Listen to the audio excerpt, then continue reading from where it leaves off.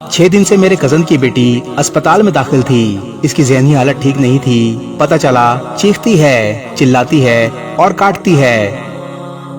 12 साल की बच्ची है। मुझे पता चला तो देखने अस्पताल गया। बच्ची की टांगे और हाथ बंधे हुए थे और वो तड़प रही थी। डॉक्टर से मिला तो बोले हेसिटेरिया है। बाप से पूछा तो कहने लगा इसको साया हो गया है। वालदा ने कहा इसकी फुप्पो ने जादू करवा दिया है।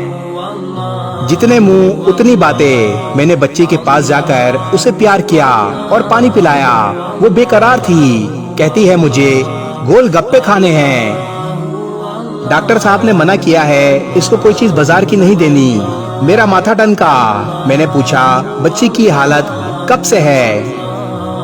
वालदा ने बताया छुट्टियों के आखिरी 20 अय्याम अपनी फुप्पो के घर गई थी। वहाँ से जब से आई है तबीयत नासाज है, चिड़चिड़ी हो गई है।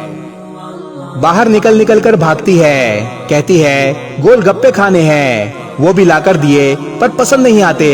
फेंक देती है, चीखती है, चिल्लाती है। मैंने लड़की से तन्हाई में बात करने की इजाजत चाही, जो मिल गई। मैंने बच्ची के हाथ पांव खोले और टेरेस पर ले गया। इसे पानी पिलाया। मैंने कहा मुझे अपना दोस्त समझो। जो कुछ हमें बात होगी वो राज रहेगी। मैंने कसम खाई तो लड़की को कुछ हौसला हुआ और कहने लगी आप अपनी माँ की कसम खाएं कि किसी को नहीं बताएंगे। कहने लगी फुप्पो के मोहल्ले में एक गोलगप्पे वाला है जिसके गोलगप्पे मुझे बहुत पसंद हैं। मेरा कजन और मैं वो गोलगप्पे खाने जाते थे। जब से वापस लौटी हूँ दिल बेकरार रहता है और जिस्म में जैसे कुछ जल सा रहा है।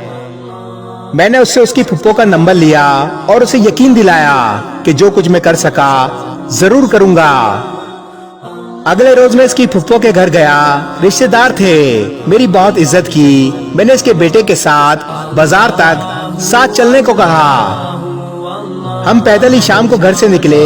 बातों बातों में मैंने लड़की के हवाले से गोलगप्पों की तारीफ की और यूं हम इस दुकान के केबिन में पहुंच गए। गोलगप्पे मंगवाए गए और खाए भी। बहुत मजेदार थे।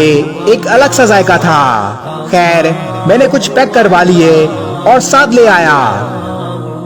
रात को वापस शहर आया और वो गोलगप्पे एक दोस्त की लैब वाले को दिए कि उसे चेक कर दे। मनीषियात वाले इदारे को भी एक सैंपल दिया। अगले दिन रिपोर्ट आई तो मैं सर पकड़ कर बैठ गया। रिपोर्ट में पता चला मिसाला जात में हीरोइन मिलाई गई है। मेरा एक लम्हे के लिए दम बंद सा हो गया।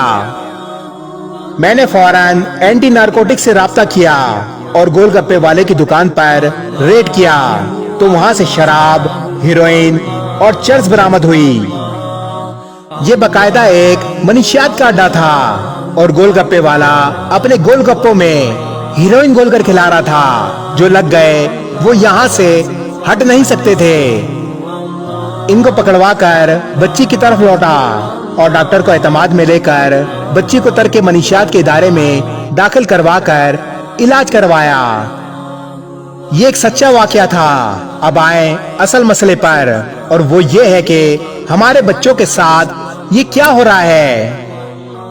स्कूलों के बाहर, रेडियो पर और स्कूल कॉलेजों की कैंटीनों पर, महल्ले में फिरते रेहड़ी वाले हमारे बच्चों के साथ क्या कुछ कर रहे हैं। हमारे बच्चे अब नशों पर लग चुके हैं और हमें मालूम ही नहीं। हम बाहैसियत मजमूई अपनी औलादों से गाफिल हैं। हुकूमत बेखबर है तो वालिदैन और असातिज़ा को जागना होगा। इन तक अपने बच्चों को ना जाने दें। ये बच्चे हमारा मुस्तकबिल हैं। गोलगप्पे वाला तो गोलगप्पे बेच जाएगा मगर हमारी पूरी नस्ल नशावर बनकर तबाह हो जाएगी। जागते रहें वरना सब कुछ सो जाएगा। इस वीडियो को शेयर जरूर करें। हो सकता है आपके एक शेयर से ये बात किसी के दिल में उतर जाए।